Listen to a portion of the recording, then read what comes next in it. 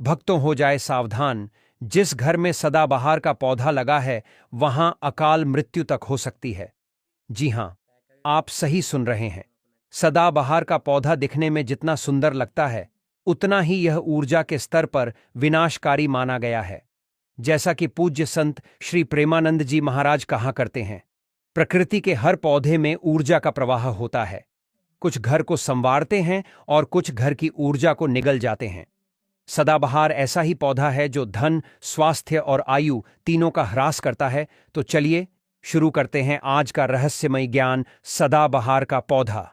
कई लोग इसे अपने घर के आंगन या बालकनी में लगाते हैं क्योंकि इसकी हरी भरी पत्तियां और रंगीन फूल घर को एक सुंदर बना देते हैं। लेकिन क्या आप जानते हैं, यही पौधा आपके भाग्य, धन और स्वास्थ्य पर भारी पड़ सकता है।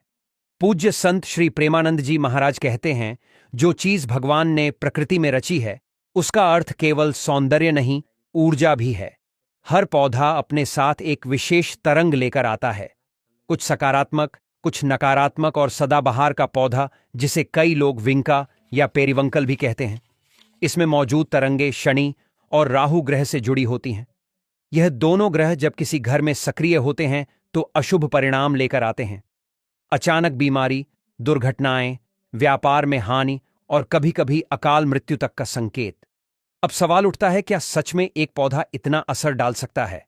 तो इसका उत्तर है हां, क्योंकि जब हम किसी पौधे को अपने घर के वास्तु केंद्र या ईशान कोण में रखते हैं तो वह सीधे हमारे घर की ऊर्जा धारा से जुड़ जाता है। अगर उस पौधे की तरंगे नकारात्मक हैं तो वह धीरे धीरे पूरे घर की ऊर्जा को खा जाती है। प्रेमानंद जी महाराज कहते हैं, जहां अशुभ वृक्ष या पौधे होते हैं वहां भूत, प्रेत और नकारात्मक ऊर्जाएं शीघ्र आकर्षित होती हैं। सदाबहार का पौधा रात के समय नेगेटिव एनर्जी को खींचता है और सुबह वह ऊर्जा वातावरण में फैल जाती है। इससे घर में रहने वालों को बार बार बीमारियां, मानसिक तनाव और अनचाहे विवाद झेलने पड़ते हैं। कई बार बिना कारण घर में झगड़े होने लगते हैं, पैसों की रुकावट आती है और धीरे धीरे घर की सुख शांति समाप्त हो जाती है। अगर आपके घर में सदाबहार का पौधा है, वो हरा भरा, हमेशा खिलता फूलता, जो कभी मुरझाता ही नहीं, और तभी से आपके जीवन में कुछ अजीब सी हलचल मच गई है। कल्पना कीजिए, अचानक सिर में तेज दर्द उठता है, बिना किसी वजह के मन चिड़चिड़ा हो जाता है, जैसे कोई अदृश्य तनाव घेर ले। घर के छोटे बच्चे या बूढ़े माता पिता अकारण थकान महसूस करने लगते हैं, उनकी तबीयत बिगड़ने लगती है। काम जो हाथ में आते ही बनने को होते हैं वही आखिरी मोड़ पर बिगड़ जाते हैं, और रात के सन्नाटे में अनजानी आवाजें गूंजती हैं, या फिर बेचैनी सी छा जाती है जो नींद को दूर भगा देती है। ये सारे संकेत मिलकर चुपके से बता रहे हैं कि सदाबहार का ये पौधा आपके घर की शांति को चुपचाप खोखला कर रहा है। आपके जीवन में विनाश का वो द्वार धीरे धीरे खोल रहा है जो कभी बंद ही ना हो। अब आपका मन कहेगा, रुकिए तो सही, अगर ये इतना अशुभ है, इतना खतरनाक है, तो फिर धार्मिक स्थलों पर, मंदिरों की पवित्र चहारदीवारी में, आश्रमों की शांत वाटिकाओं में ये सदाबहार का नामो निशान क्यों नहीं दिखता?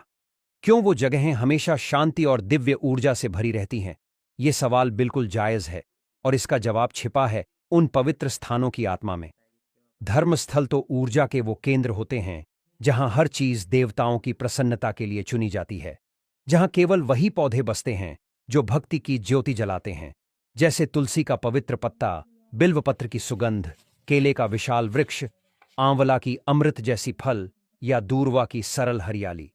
सदाबहार को इन पवित्र द्वारों से सदैव बाहर ही रखा जाता है, क्योंकि इसकी ऊर्जा भोग की आग्नेय ज्वाला सी है जो मनुष्य को भक्ति के मार्ग से भटका देती है, मोह माया के जाल में फंसा देती है, भौतिक सुखों की ओर धकेल देती है। भक्तों, आगे बढ़ने से पहले अगर आप भी चाहते हैं कि लक्ष्मी माता का आशीर्वाद आप पर बना रहे, तो इस वीडियो को एक लाइक करें और आपके अपने चैनल को सब्सक्राइब कर लें और कमेंट बॉक्स में जय लक्ष्मी माता जरूर लिखें। और साथ ही आप अपनी राशि को कमेंट बॉक्स में जरूर लिख दें, क्योंकि हम राशि से जुड़ा भाग्य भी बताते हैं और भाग में चल रही परेशानियों को तत्काल दूर करने के लिए आसान से आसान उपाय भी बताते हैं। इसलिए आप अपनी राशि कमेंट बॉक्स में जरूर लिख दें। संत श्री प्रेमानंद जी महाराज ने अपने एक मार्मिक प्रवचन में, जब सभा में सैकड़ों भक्त उनकी वाणी को निहार रहे थे, गहरी सांस लेते हुए कहा था, जो व्यक्ति अपने साधारण घर को आश्रम का स्वरूप देना चाहता है, उसे अपने द्वार पर तुलसी की छांव लगानी चाहिए, सदाबहार की छाया नहीं। यही वो रहस्य है जो समझ आते ही मन को झकझोर देता है। जहां सदाबहार फलता फूलता है, वो हरा पत्ता हिलता है, वो फूल खिलते हैं।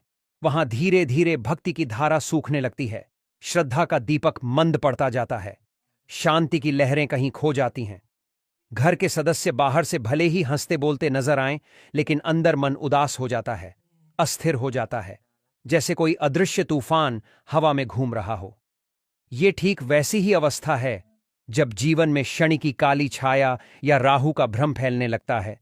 सब कुछ उलझा हुआ सा लगने लगता है। और हाँ, कई बार लोग आश्चर्य से कहते हैं, महाराज जी, हमारे घर में तो सदाबहार वर्षों से लगे हुए हैं, फलते फूलते हैं, लेकिन कोई बुरा फल नहीं मिला, कोई विपत्ति नहीं आई। तो इसकी गहराई समझिए, ये सब स्थान की जादूगरी पर टिका है, दिशा की रहस्यमयी शक्ति पर। अगर ये पौधा गलती से उत्तर पूर्व दिशा यानी ईशान कोण में जा लगे, वो स्थान जहां ईश्वर की किरणें सबसे पहले पहुंचती हैं, तो उसका नकारात्मक प्रभाव 100 गुना, 1000 गुना बढ़ जाता है, जैसे कोई जहर धीरे धीरे पूरे शरीर में फैल जाए। लेकिन अगर ये बाहर बगीचे में हो, घर की दीवारों से काफी दूर, हवा के झोंके में स्वतंत्र, तो उसका असर उतना तीखा नहीं पड़ता, बस हल्का सा स्पर्श करता है। इसलिए प्रेमानंद जी महाराज बार बार अपनी वाणी में घुंघरूते हुए कहते हैं, प्रकृति से प्रेम करो, उसके हर रूप को गले लगाओ, लेकिन विवेक की धार से काटो, समझो। हर चीज जो आंखों को सुंदर लगे, कान्हा की बांसुरी सी मोह ले, जरूरी नहीं कि वो शुभ हो, आत्मा को पोषित करे। तो अगर आपके घर में सदाबहार का ये अतिथि बस गया है, तो पहली ही सुविधा में बिना विलंब के इसे घर की गोद से बाहर कर दीजिए। इसे फेंकिए नहीं, जलाएं नहीं, बल्कि सम्मान से किसी पार्क की मिट्टी में, किसी खुले मैदान में या नदी की गोद में रोप दीजिए, ताकि वो अपनी हरियाली वहां फैला सके।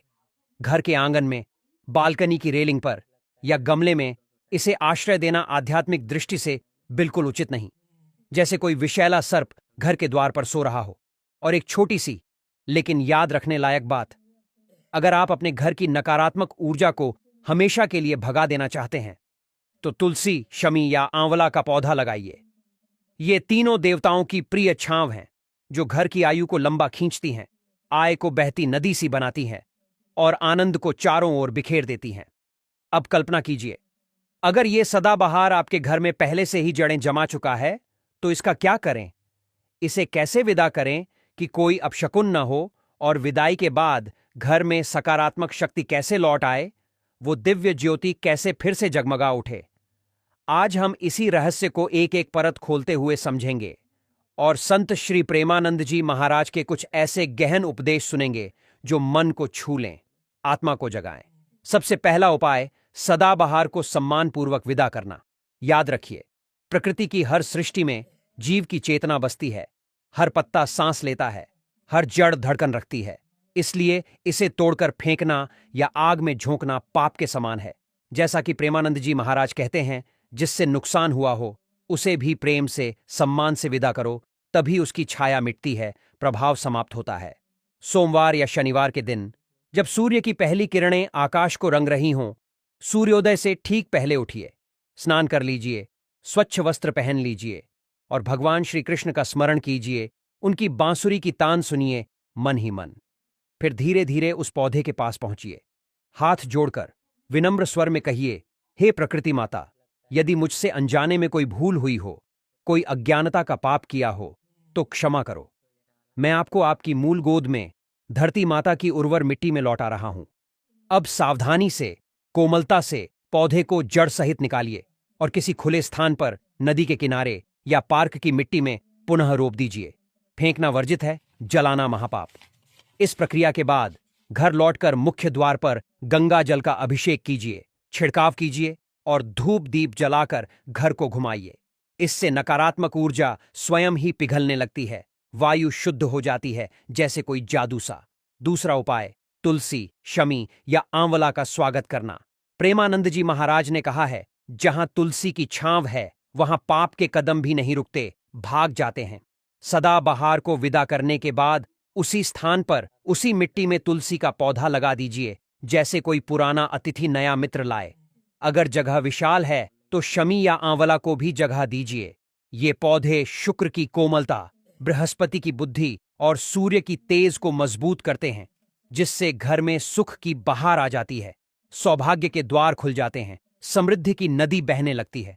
तुलसी के पास दीपक जलाने की वो पुरानी परंपरा केवल धार्मिक नहीं बल्कि वैज्ञानिक चमत्कार है। वो वायु में घुले नेगेटिव आयनों को नष्ट कर देती है, ऊर्जा को स्थिर रखती है, घर को एक दिव्य आभा से भर देती है। तीसरा उपाय, महामृत्युंजय मंत्र की शरण लेना। अगर घर में लंबे समय से अशुभ घटनाएं घूम रही हैं, जैसे कोई छाया न चले, तो 21 दिनों तक हर सुबह महामृत्युंजय मंत्र का 108 बार जाप कीजिए। वो मंत्र जो कहता है, ओम त्र्यंबकम यजामहे सुगंधिम पुष्टिवर्धनम उर्वारुकमिव बंधनान मृत्युर्मुक्षीय मामृतात्। प्रेमानंद जी महाराज कहते हैं, ये मंत्र मृत्यु के भय को भी हर लेता है। जो श्रद्धा से जपा जाए तो उसके चारों ओर अदृश्य कवच बन जाता है, सुरक्षा की दीवार खड़ी हो जाती है। इससे सदाबहार जैसी नकारात्मक तरंगें जड़ से उखड़ जाती हैं, कभी लौट कर नहीं आती। चौथा उपाय, नमक और कपूर की शक्ति का आह्वान। अगर पौधा हटाने के बाद भी घर में भारीपन सा छाया रहे, हवा भारी लगे, तो हर शनिवार को एक कटोरे में सेंधा नमक भरिए, उसमें कपूर के टुकड़े डालिए और घर के हर कोने में धूप की तरह घुमाइए। नमक और कपूर वातावरण की नकारात्मक ऊर्जा को सोख लेते हैं, जैसे कोई स्पंज। वास्तुशास्त्र में इसे ऊर्जा पुनर्संतुलन कहा जाता है, जो घर को हल्का ताजा बना देता है। पांचवां उपाय, मन की गहराई तक शुद्धि। प्रेमानंद जी महाराज अक्सर अपनी वाणी में जोर देकर कहते हैं, घर तभी पवित्र होगा जब उसके निवासियों के विचार पवित्र होंगे। सदाबहार हटाना तो बाहरी सफाई है, लेकिन असली चमत्कार मन की सफाई में है। अगर मन में ईर्ष्या का कांटा चुभा हो, क्रोध की ज्वाला सुलग रही हो, लोभ का जाल फैला हो, तो कोई पौधा, कोई उपाय स्थायी फल नहीं देगा।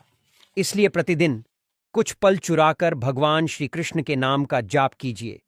नाम स्मरण से मन की ऊर्जा उफान मारती है और वही ऊर्जा घर की दीवारों को पवित्र कर देती है, जैसे कोई जादुई स्पर्श।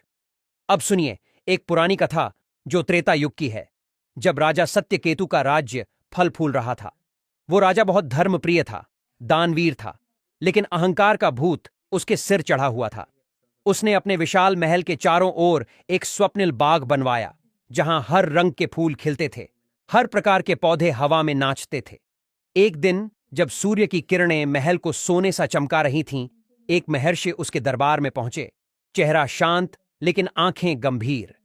बोले, राजन, तुम्हारे बगीचे में सुंदरता की बहार है, लेकिन शांति का नामो निशान नहीं, क्योंकि तुमने वहां एक ऐसा पौधा लगाया है जो अकाल मृत्यु का दूत बन सकता है।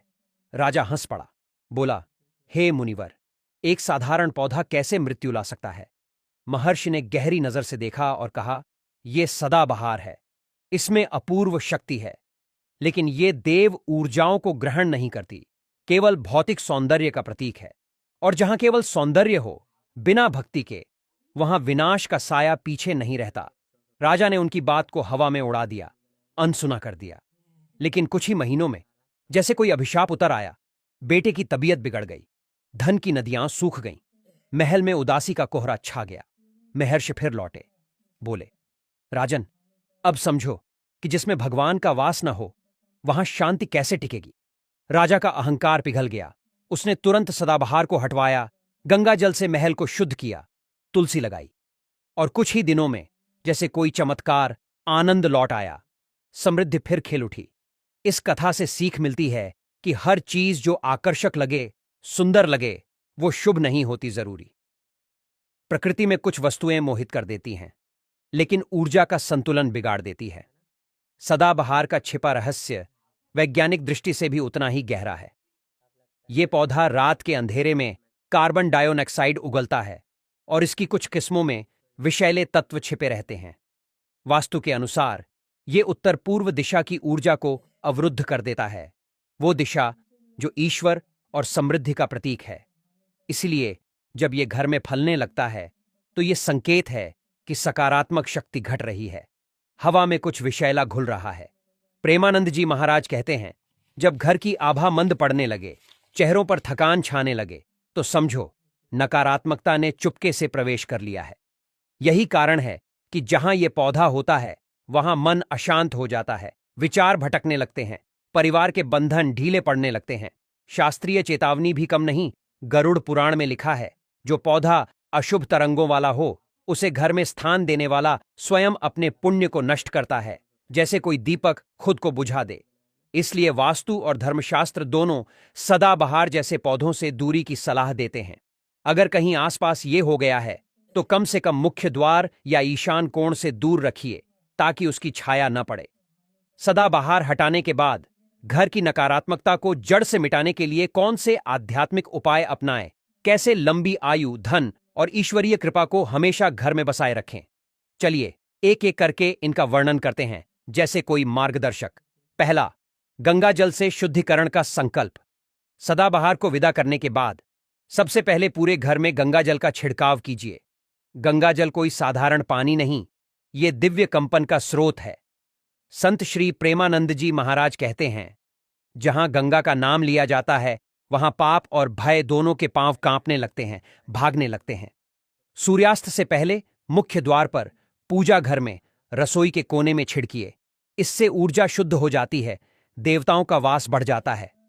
अगर गंगा जल न मिले तो सामान्य जल में हल्दी और कपूर मिलाकर वैसा ही चमत्कार कर लीजिए। दूसरा, हनुमान जी का नाम स्मरण, वो सुरक्षा कवच। महाराज जी कहते हैं, जहां हनुमान जी का स्मरण हो वहां भूत प्रेत, नकारात्मक शक्तियां ठहर ही नहीं सकती, उड़ जाती हैं। हर मंगलवार और शनिवार को सुबह उठकर हनुमान चालीसा या बजरंग बाण का पाठ कीजिए। अगर घर में डर का साया हो, अनिद्रा की रातें हों, बेचैनी घेरे, तो ये पाठ तुरंत मन को स्थिर कर देता है, आत्मिक सुरक्षा की दीवार खड़ी कर देता है। पाठ के बाद कपूर और लौंग को एक साथ जलाकर पूरे घर में घुमाइए। ये सदाबहार जैसी तरंगों को भस्म कर देता है। तीसरा, तुलसी का दीपक और नाम जप की ज्योति। सदाबहार हटाने के बाद तुलसी लगाने की बात तो आपने सुनी, लेकिन तुलसी कोई साधारण पौधा नहीं, भक्ति की जीवंत मूर्ति है। हर शाम तुलसी के सामने दिया जलाइए और स्वर में मधुरता भरकर कहिए, जय श्री राधे कृष्ण। प्रेमानंद जी महाराज के अनुसार तुलसी के पास दीपक जलाने से जहां अंधकार का राज्य हो वहां ज्ञान का प्रकाश फैल जाता है, अज्ञान मिट जाता है। अगर ये 21 दिन लगातार करेंगे तो घर में बदलाव साफ दिखेगा, कमरे हल्के लगेंगे, मन शांत रहेगा, पारिवारिक रिश्ते फिर से गर्मजोशी से भर उठेंगे। चौथा, घर में शंख और घंटी की ध्वनि का संगीत। जब सदाबहार की नकारात्मक ऊर्जा हट जाए तो तरंगों को स्थिर रखना जरूरी है। इसीलिए पूजा के समय शंख बजाइए, घंटी की झनकार फैलाए। शंख की ध्वनि नेगेटिव फ्रीक्वेंसी को चूर चूर कर देती है, जबकि घंटी पॉजिटिव ऊर्जा को बांध लेती है। वैज्ञानिक भी मानते हैं कि शंख की ध्वनि बैक्टीरिया और वायरस को नष्ट कर देती है। ये उपाय धार्मिक होने के साथ स्वास्थ्य का वरदान भी है। पांचवां, समुद्री नमक और नींबू का सरल चमत्कार। प्रेमानंद जी महाराज ने एक बार कहा था, अगर घर में बिना वजह विवाद उभरने लगें, हवा में तनाव घुलने लगे, तो समझो नकारात्मक शक्ति ने घोंसला बना लिया है। ऐसी दशा में एक कटोरे में समुद्री नमक भरिए, उसमें एक पूरा नींबू रख दीजिए, इसे दक्षिण पश्चिम कोने में स्थापित कीजिए और हर शनिवार बदल दीजिए। ये नेगेटिव एनर्जी को सोख लेता है। कपूर जलाते समय इसमें 2 लौंग डाल दीजिए। ये संयोजन वातावरण को ऊर्जावान, शुद्ध बना देता है। छठा, श्री कृष्ण नाम का सतत स्मरण। घर की शुद्धता बाहर से जितनी हो, अंदर से उतनी ही होनी चाहिए। इसलिए प्रतिदिन हरे कृष्ण कृष्ण कृष्ण हरे हरे, हरे राम राम राम हरे हरे, इस मंत्र का कम से कम 108 बार जाप कीजिए। प्रेमानंद जी महाराज कहते हैं, नाम जप सबसे ऊंची साधना है। ये घर को स्वर्ग सा सजाता है, जीवन को भय मुक्त कर देता है। ये सदाबहार जैसी ऊर्जाओं को भी कोसों दूर भगा देता है। सातवां, शुभ पौधों का चयन और स्वागत। अब जानिए कौन से पौधे घर को हमेशा आशीष दें। तुलसी भक्ति और आयु की रक्षक, आंवला धन स्वास्थ्य की वृद्धिकर्ता, शमी शनि दोष की शांतिदायिनी, पारिजात हर श्रृंगार सौभाग्य लाने वाली, अशोक वृक्ष मानसिक शांति और सुख का दाता। इनको ईशान कोण या उत्तर दिशा में लगाइए, शुभ माना गया है। हर पौधे को प्रेम से सींचिए, ध्यान से पालिए, क्योंकि प्रेम ही सबसे बड़ी प्रार्थना है, भगवान की भाषा है। अंत में एक संदेश जो दिल को छू जाए, सदाबहार हटाना कोई साधारण वास्तु उपाय नहीं, ये आध्यात्मिक परिवर्तन की पहली सीढ़ी है। जब आप घर को शुद्ध करते हैं तो वास्तव में अपनी आत्मा को पवित्र कर रहे होते हैं। प्रेमानंद जी महाराज कहते हैं, ईश्वर बाहर नहीं, भीतर वास करता है। जब मन से मलिनता धुल जाएगी तभी घर में उसका प्रवेश होगा। इसलिए घर को स्वच्छ रखिए, विचारों को पवित्र बनाइए, जीवन को कर्म, नाम और श्रद्धा से सजाइए, तभी सच्ची शांति बसेगी। भक्तों, यह तमाम जानकारी जन रुचि को ध्यान में रखकर दी जा रही है। वास्तु शास्त्र के उपाय को अपनी आस्था और विश्वास पर आजमाएं। हमारा चैनल इस वीडियो के द्वारा किसी भी प्रकार का कोई दावा नहीं करता है। आज की यह जानकारी अगर आपको पसंद आई हो तो इस वीडियो को एक लाइक करके आपके अपने चैनल को सब्सक्राइब कर लें और बेल नोटिफिकेशन को ऑल पर सेट जरूर करें। जय श्री राम।